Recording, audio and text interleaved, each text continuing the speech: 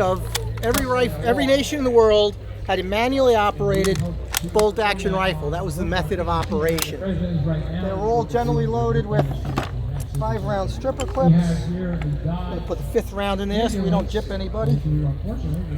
5 rounds. So I'm going to go over here to a safe place. I'm going to demonstrate firing a bolt-action Springfield rifle. Make it through my ropes. The bullet. Roberto, I'm going to move you out of there, sir.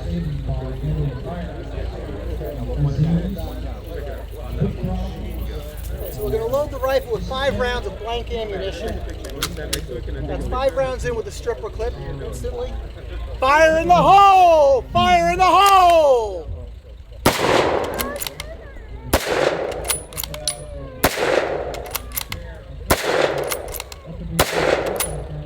So that's 5 rounds. This is the same basic mechanism used by every army in the world in World War II, with one exception. The United States with the M1 rifle. This rifle accepted 8 rounds at a time, fed by an N-block clip. We'll demonstrate the difference in firepower.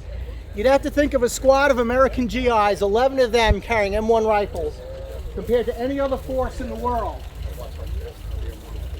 It loaded with 8 rounds, the entire clip is inserted into the rifle and held there. Fire in the hole! Fire in the hole!